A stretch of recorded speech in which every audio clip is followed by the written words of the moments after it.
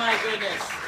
My name is Phil Blankenship, and I am one of the Midnight Maniacs here, and I am very, very excited to present tonight's screening of Just One of the Guys.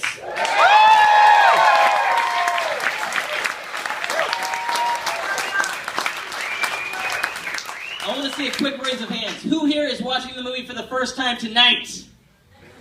Wow. Okay. Those are the luckiest people in the room. But we're going to get started. Tonight we have a lot of special guests, and we're going to kick it off with director Lisa Gottlieb.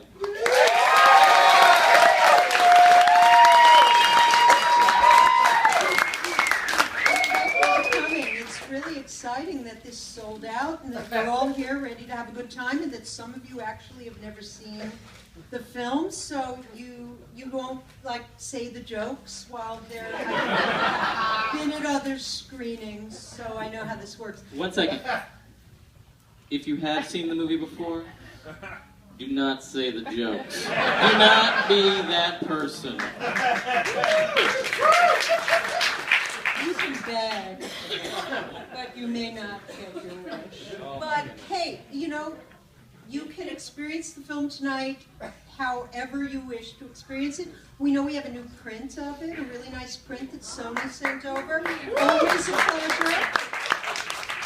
Better way to see the film than on the DVD that we have currently out there, which is a very older DVD, and we're trying to get Sony, actually we've been talking to them about doing a Blu-ray with a narration of all the cast, which we were supposed to put together for this week, but Sony seems to have some other problems, and we're having some difficulty scheduling us, and we have time because the 30th anniversary isn't actually really until May, so we'll get you that Blu-ray disc. It'll look beautiful because it's a really nice looking film. So I just wanted to quickly say that we have some cast members here. We have some people who have, since the movie was made, graduated from that high school, Sturgis Welder, and have done very well. Anyway, I'm going to quickly introduce them. Then we're going to watch the film, and then as the credits roll, we will scurry up and be here and available for a Q&A, which Phil will moderate. This sounds perfect. So I just want to say that we've got a lot of people here. Actually, we have our prom queen, Deborah Goodrich. Please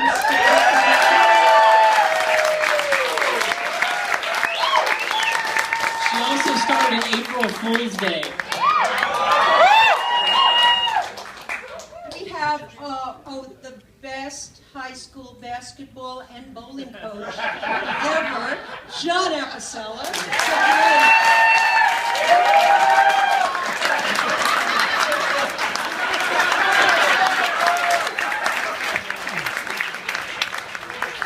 We have one half of our team of visitors from outer space, our favorite aliens, and this would be Arye Gross.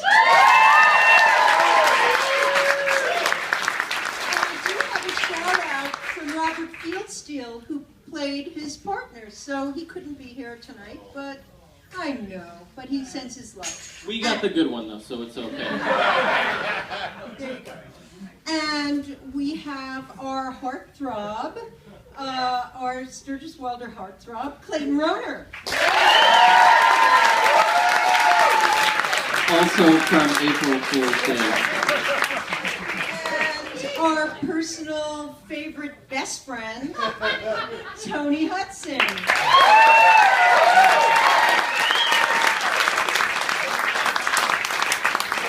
And everyone's favorite teenage villain, Zabka.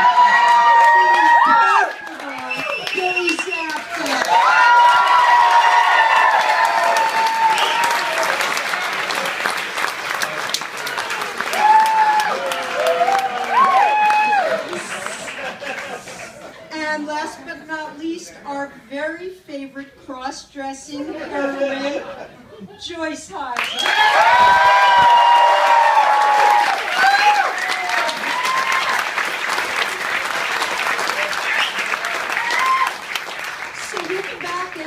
screening. I hope you enjoy it. Laugh a lot, please. It really makes us feel good about ourselves. So please, laugh, cheer, have a good time. Do not talk. Do not look at your cell phone. We have a few trailers for upcoming screenings here at the theater, as well as one trailer attached to the print to put the film in historical context. So, otherwise, sit back, relax, and enjoy Just One of the Guys. Yeah. Let's give another round of applause for Just One of the Guys.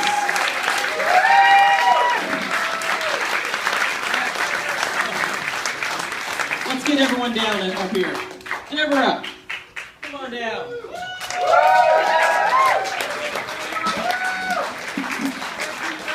Let's get John, Coach. Hey.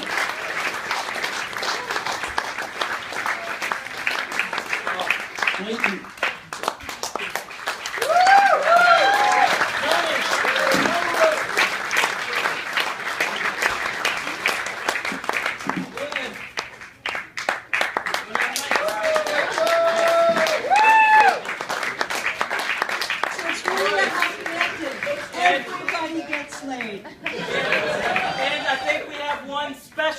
Extra special guest coming here tonight.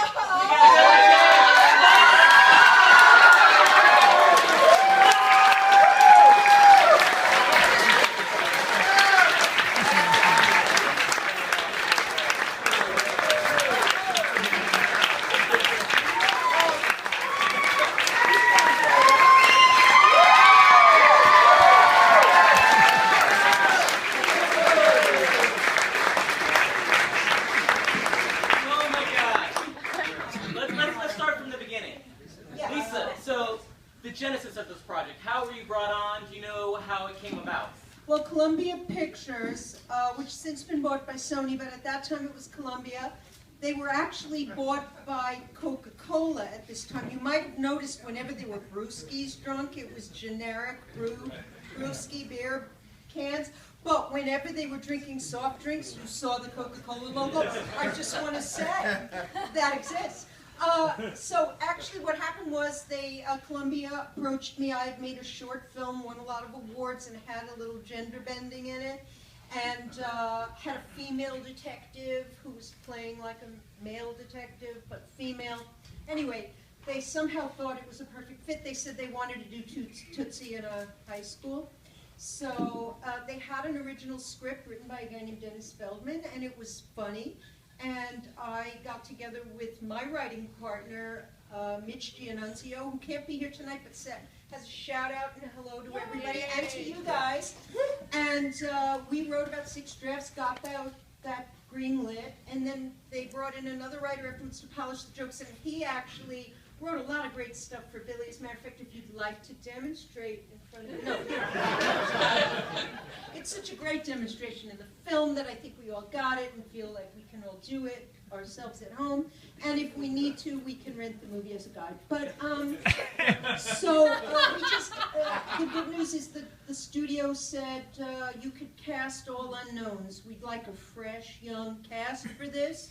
And we have a few people we like that we'd like you to put in the movie. And I said, yeah, he's perfect, but let us go hunting. And we found Joyce and we found Clayton, and we basically cast around them. And you had some casting background. I saw some casting credits for you. I did. I was the assistant location casting director on Blues Brothers in Chicago. I'm in the making of a documentary that's on the tape, and everybody says I look really cute in it, which is nice. And they say things like, "You were so young," and I say, duh. Do you remember finding Joyce and casting her? Well, yeah, she came in to do a reading, and... Did she read as both the male counterpart and the female counterpart?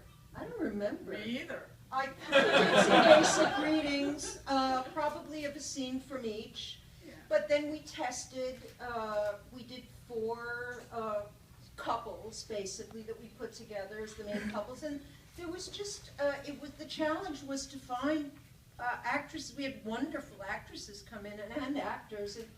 But the idea really was this central problem we had to solve, which is we wanted a beautiful, feminine, but strong, smart, funny woman who could sell the male side of it. And I knew that it was less important that she look and act exactly like a male, and more important that she just be a really good actress and that she could act that role. And you know what? I was right. It really worked. And I actually think it holds up beautifully. I think the script is very funny. I haven't watched it from beginning to end. Usually I duck in and out. But it really holds up well, and the performances are all wonderful. So, you know, we really, that was the genesis of the movie. Just to circle back, it was really, we had the freedom to basically do it any way we wanted because it was a youthful film, and Columbia had no idea what that meant. They just let us do it. Joyce, can you talk a little bit about separating the roles, how you prepared to become the male Terry? You were very convincing. Well, thank you. Well, I just, you know, I've always had a lot of testosterone, so it really wasn't that difficult. But no, I grew up with 3 brothers, and I was the oldest of 3, and I think that and I really always just wanted to be one of the boys. So it seemed like it was a perfect fit. And you know, it was. I mean, the script it was really funny. It was a fun script. It was a fun movie to make. And outside of being strapped down every single day as a boy in 90-degree desert heat, and I remember that sea breeze that they used to pour down my. They literally had to wrap me in this. They like made a body cast. Ace bandages. How else do you get rid of that rack? Ace bandages. I mean, come on. Make it disappear. Send the girls on vacation. Yeah. Yeah. Your chemistry with your younger brother here was excellent in the movie. Did you guys do a lot of rehearsing, or did it just come naturally? Yeah, tons. We rehearsed almost every day. I will say to Lisa's credit, it's the only project I've ever worked on where we actually rehearsed all the scenes in the location before we shot. Yeah, I put it in the contract that we could come early we shot in Phoenix and Scottsdale, which we called Kleenex and Snotsdale, and but we had these empty schools. It was one of these cities where it was an aging population and young people were all leaving and not having their babies there, so we had our choice of all these empty high schools, and we chose a high school right across from our hotel, which was empty. We decorated it, we brought it back to life, and we had production offices there, and screening rooms, and rehearsal rooms, and we built the cave there, well, the interior of the cave. And we did a lot of work there, and we also threw parties there, because, you know, we had fun. And we also had to switch over to night shooting, so that required us to adjust to night hours, so of course that requires serious late night partying. It's just the way it goes. And So there was a very young cast. Was there a lot of parties, or? There were a lot. Billy was underage, so let's just make that. We don't talk about that in this film. Yeah, not supposed to be partying at all. yeah, but Billy, with being illegal, he really had to go for it. How old were you when you made this movie? 15. Were you really? Oh yeah. Did you have like family on the set? Did they Wasn't say it your no? sister? Wasn't it your Weren't sister you that was emancipated? your, Weren't you emancipated, or were your sister? No, his sister was there. My sister was with me. Yeah, but it was just as bad as he was. She partied too. She I had had to brain find her tumor. half the time. Yo, it's, Just drop them off. So Clayton, It was a fun no film. parental guidance whatsoever. Out of control. There were like producers who you could call grown-ups, but they really couldn't corral anything that was going on. But I will say this, for all the fun we had, I mean, it was a serious working cast. People were very committed, people worked hard, And actually, We it came was in on time. everyone. We came in on budget. We came in And low under budget and budget, under right. time. I actually got us out like 2-3 days before. They came to me and said, if you get us out 2-3 days before, it saves us all this money and you be our hero. And I thought, well, what does that entail? What do I get for being your hero? Anyway, I got to get the cut I wanted pretty much, which is pretty good. So Clayton, I want to hear from you. You are perhaps the hunkiest nerd in cinema history. We also have the best dance moves. Well, yeah, well, dance thing was a little sad because we had a dance number, but But do you which remember we're who tied taught together. us? Why don't you talk about your choreographer? I got to spend a week with James Brown. Lucky James Brown. Do the set and So that was quite. And the clothes, I thought they asked me. I said, well, can I bring in some of my clothes? I think they'd be really good for the character. And I brought them into the wardrobe. And she said, oh, those would be great for the before. I was really offended because that was all mine now. The before and all the after was obviously didn't keep, but yeah. Wardrobe. Toni or Deborah, did you have any input in your own outfits? You guys looked stellar in the film. No, I Did had you? no input. The hair, I for some reason I ended up with curly hair, and I don't have curly hair at all. And that was like an hour a day to get that Yeah, hair. why'd they do that? I think it was the style then. I Just think like all so. those other Yeah, 80s yeah. things So that that was my my hair hair. that you were all wearing. All right, I think you had an impressive hairdo as well. Did- That was a radar scoop. Did you do anything special to prepare for your role? Did you? I came to Earth. We're so grateful. We're so grateful. And John, down there at the end, do you have a backstory on why there were so many surprise jock inspections? I just surrendered to the great writing. So you seem to be more of an adult on the set than maybe some of the young cast.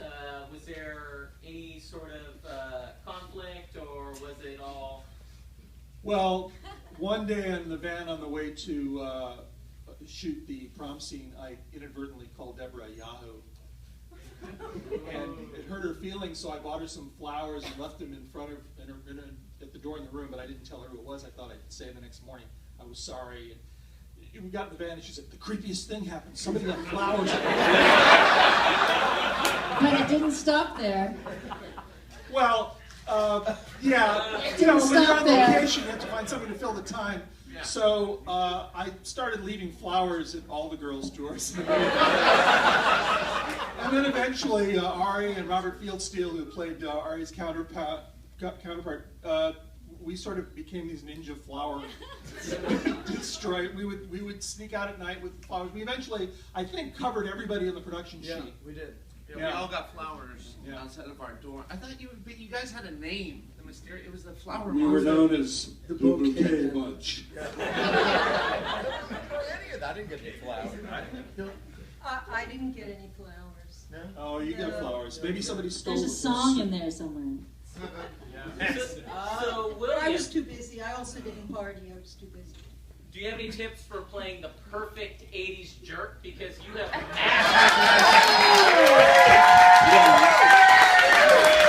Yes. Don't get cast as the lead and do your best. Very simple. Well, I just come off a film before this one where I played the good guy, and I just wanted to give this one a shot to be more of a jerk. No, really, I think a secret to a good guy is this kind of blind ambition. You know, it's his world, like, you know, any bad guy. They all think they are the good guy in their own mind. Of course, the narrative's against them. So in Greg's world, you know, there was no gym in the school, no weights, so he just turned the whole thing into a weight thing. Anybody was in his way. And, you know, I always look forward to the endings. I mean, all the bad guys, the fun is the punch bowl and the crane kick and whatever else. So playing a bad guy is a lot of fun because you can just go all over the map with it. So, you know, I think the real key is just don't play a two-dimensional bad guy. I think there's something like, give him a little something extra, something going on inside, you know, something broken, something he's gonna learn maybe in the sequel or something. By the way, please harass Sony Pictures, not too much, and not with Not anything, right now, maybe. not anything too hacky, you know, about doing a sequel. Joyce has a great idea, and we all want to do a sequel. Joyce, can you fill us in on the sequel? No. Just one of the men. Just do a 30-year high school reunion where we come back. Do you have any favorite memories of filming the film? Well, one of my favorite memories was that I won, I think, what did we filmed for 6 weeks or 5 weeks? Oh, 7.5, but Okay, I so- got us out in 7. Okay, so I think I won 5 out of the 6 football pools, actually. There were That was one of my football fondest pools? I was so memories. busy. And everybody was really pissed off about it, especially the crew. I did, yeah. They did not like that. Yeah, you won every one of them. I did. And my room was the party room because I had a suite, so everybody would come to my room and hang out and rehearse. We rehearsed a lot. Speaking of your room, Terry's bedroom has all those Springsteen posters. That wasn't my idea. And a big Hemingway picture. Yeah. Which tonight that just jumped out at me. Like, look at that Hemingway picture in the room. And I really like Hemingway. I wish I had known that. Who did that? I remember walking into the bedroom that one the first time. Art director. Yeah. Art direction decided, well, what art direction does, I mean, they would read the script and talk to us and watched some of the rehearsals and things, and they said, well, this is what we think their taste is like. And then we talked about what kind of music would Terry be listening to, what movies would she be watching, who would her favorite, who would be the posters on her wall. So I think you did have some feedback into that. But I will say this, Bruce Springsteen did visit the set. It was very disorienting for me personally. My It was concentration during a was. big kissing scene, by the way. Pardon me? It was a kissing He scene. came for the big, yes. Yes, he Very did. disorienting for me as well. Well, there you go. We were all very distracted. So I don't think we've heard from you, Toni. Do you have any fond stories or crazy adventures that happened during the filming? Anything that we can talk about? At least? Well, there was an original different college boyfriend that was cast. Alex Just so you know, Alex Alex McCarthy McCarthy was originally cast as Yeah. the college boyfriend, That's who it is. and then he wasn't. He was too dark. It was he and I together. That was what they Yeah. said. They were too dark. You guys worked a little bit together, and they went, "No, this is not good." Yeah. He was- So- They mean hair. They had to- hair Yeah, the color, color. Yeah. brooding. Not his soul. Too likable, too. Alex, He was too sexy and likable, I thought. Yeah, he did the Madonna video. He was hot. Great. He was very good. And I knew Alex, so I got to visit with him, and so that whole experience. But for me, I had a thankless role. I'm the friggin' best friend. I mean, come on. You know, I get leftovers everywhere. You know, We had so much fun. We did, but no one there knew I used to be fat. So that was the one line that described my entire character. I still think you had the best line in the movie, which is, "This is the best date I've had in years." Yeah. It's the best line ever in the movie, by far. I don't know. He's got all of them. Billy, any way we can hear you say "all balls itch"?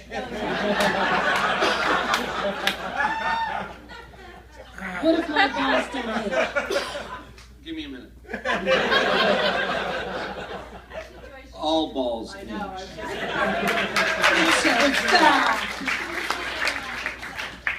Did the MPA give you any grief? The movie's rated PG-13, but there's boobs in it. But That's look at the why boobs. they gave us, instead of the PG, we got PG-13, and we said, fine, we'll take it. Here's an interesting story actually about that scene. First of all, it was before, the thing where you can freeze frame. It was before freeze frame.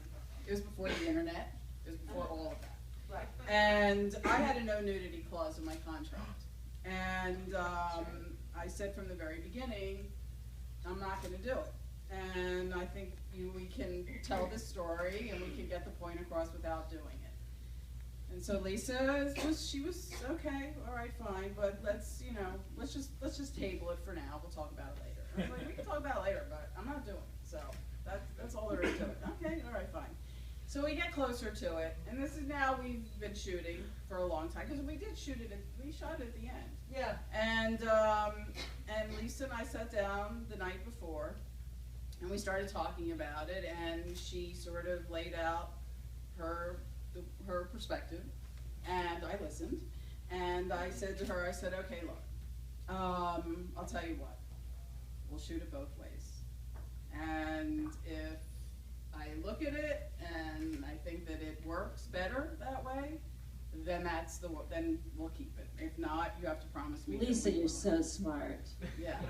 I know. Are you insinuating Walked that? right into that one. I just want to say what a trooper you That's were. awesome. Because there's a reverse on that shot, right? So it's over her back onto my reaction. And she was such a trooper. And we got to shoot that scene over. You just couldn't get that look right. One more take. Well, what happened really was by the time we'd gotten there, you know the story, and we built up. There were a lot of stakes in this for Terry's character, and when I was rewriting that scene because it just didn't work. I just thought, how would she tell him?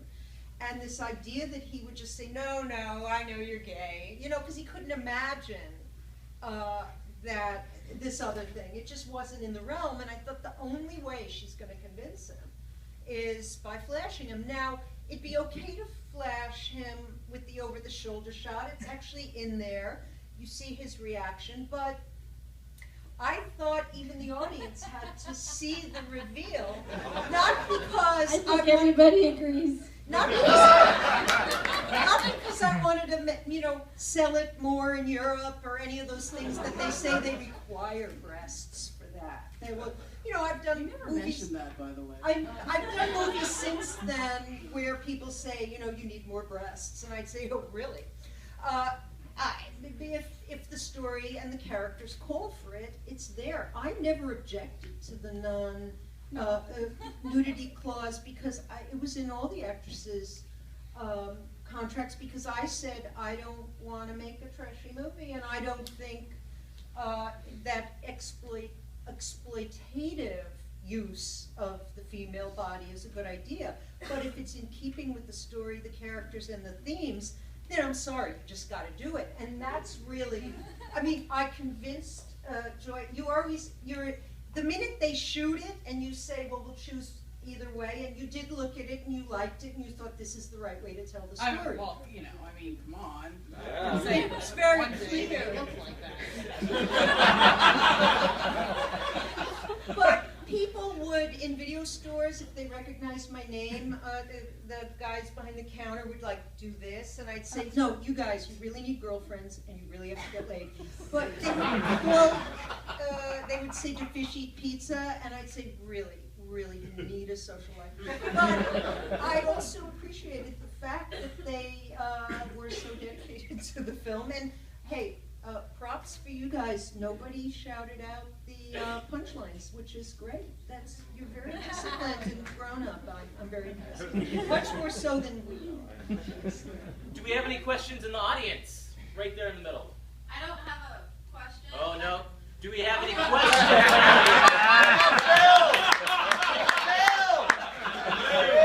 Go, Phil. Did you guys stick to the script? Were you allowed to improv at all? Was there any improv that was allowed that maybe you remember that ended up in the film? I think it was more sticking to the script. They stuck to the script in rehearsals. I always encouraged I was about to say, I think we did a lot of our own stuff in rehearsal, and a lot of that ended up in the script. Because if we, if things weren't quite clicking in rehearsal, I knew we'd have to work on it, and usually I like to open it up and really say, what does it mean, and have the actors play with it a little bit. So we did that a bunch. With the cave, I do remember, it was really hard for us to figure out how Sherilyn was going to dig those socks out of her crotch, Who does that just like that? You need a motivation and stuff, and we played with this idea of her tickling her, and it just, and that they were having fun, and that it became more sensual. Anyway, I still like it. I think it works really well. But we had a lot of little moments like that where we just had to kind of open it up and play with it. So this is a very agile group of actors who have lots of ideas and are naturally very funny and are great to work with, and they brought so much. So anytime anybody had a funny idea or said something funny, yeah, we integrated it into the script. And I would say that Arye and Robert really created those roles from scratch. I mean, we wrote the framework for it, but when we had rehearsals where you guys just did for me what you worked out, and I said, yeah, just do that. Well, you know, as I recall, in an early version they were like Trekkies. Yes. And there was and then Paramount said, no, you can't use any Star Trek stuff. And I had Columbia Pictures. So then we got Robert and I. There was some work on it at first stage, which was kind of a wonderful, great. Is it still happening? First stage? I heard a rumor. Dee Dee told me they still meet, but who knows? Oh, really? But we were in a kind of a loose theater company where we did readings of screenplays, plays, put on a few plays, and so we workshopped it a little there. So so Robert and I get a letter saying we would actually be two beings from another planet, and not be fans of something. That's just who we were, and that's kind of what it became. Yeah, they sold. Every now and then I talk So about we believable. start with. Do we have any more questions in the audience? Sir. So the movie came out in '85, but I feel like for a large amount of the audience of this film, it wasn't until at least 10 years later that another audience found the film. And this is for Joyce, and I'm curious if there was a time in your life in the mid-'90s where you realized that the movie had a second life that you never understood. Yes. Actually, when it went to HBO. And interestingly enough, I went to the time HBO was run by a guy named Michael Fuchs. And by the way, I go and I'm at his house for dinner, for a dinner party, and he says to me, you know, Just One of the Guys is our most requested movie ever. And I was gobsmacked. I was just like, you've got to be kidding me. He said, no, I'm not kidding you. It is our most requested film. I was like, Just One of the Guys is your most requested film? He said, yeah. So that kind of blew me away, and that's kind of when I started to get an idea of what was happening. And it was actually even interesting from the beginning, because we were like this little tiny $5-6 million movie that was actually released the same weekend as Perfect. And Perfect, Columbia, well, okay, so there was a guy who was the head of the studio at the time, or our studio executive, who got fired while we were making the movie. And then the person who took over didn't really like us, didn't think we were going to do anything. So he didn't do anything. There was no marketing, no P&A for this movie, really, at all, zero. And they put millions and millions of dollars into Perfect. Perfect was it. Perfect was their big movie. And we killed them. We kicked their ass. They were not so perfect. They were actually pissed. It was like I heard stories about how they were really pissed off about it.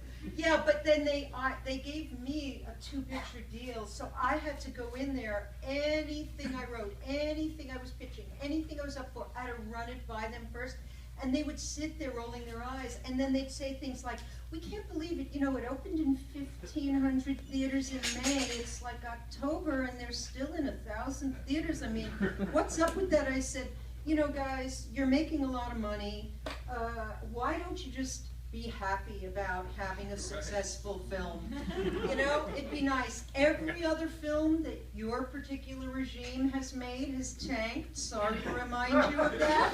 We are your only success, so you can be snotty to us, or you can be happy that you have have a successful movie. But that's not how corporate movie making goes. They were the new people, and they had a, but still, it hung on. It hung on for a really long time. It actually made a lot of money, made 40 to 50 million in the United States, made around the same amount in ancillary markets all over the world. And I know that because I have the residual checks. It's really nice when they sell Africa and Asia in DVDs, let me tell you.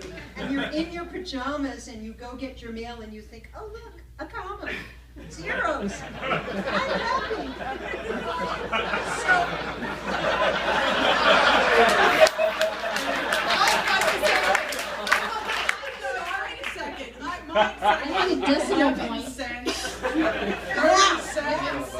Now it's 11 cents, but for what?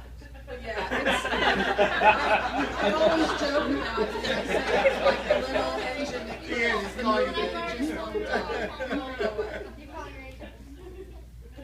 Yes, I'd lawyer up, Arye. Right there. So in the movie, Sherilyn Fenn says, Terry kind of looks like the Karate Kid. My question is for Billy. What does that all mean? I have no idea. I read the script and I came on this line and I'm like, it was Columbia did Karate Kid and then this one. So I said, I don't know if they stuck that in and had, then say, hey, put him in, or that came in later. I don't know. When did that line come in? I tell you because I remember, and this is partially when we were doing our research. You're looking at me like you want to blame me? No, I'm not blaming you. I didn't want it in there. I'll stay away from it. It really bothered me, to be honest. So you're not the same guy who's undercover. Yeah. It's not like Johnny took the headband off.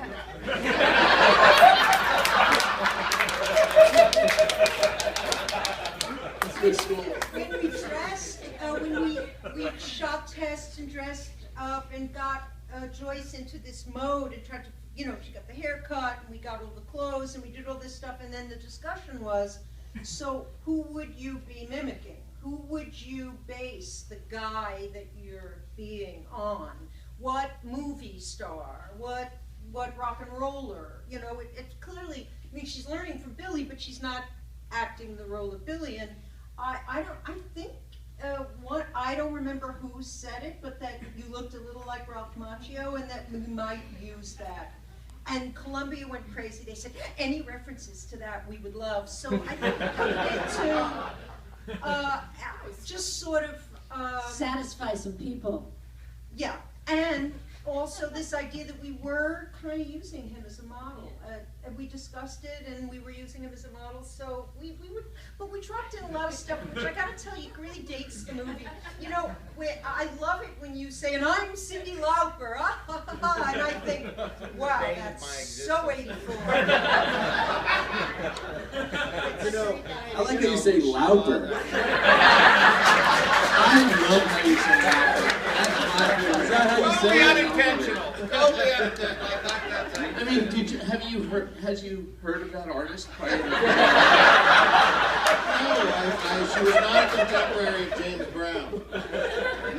So have you been hearing Lauper for the past 30 years? Still to this day. Now I just say it was intentional. It's easier. You can't not watch that movie, and after you say that line, you can't not to yourself go, Lauper. You have to do it. I was just saying that I watched this movie when I was really young, and I went to bed every night praying I'd wake up with your perfect boobs.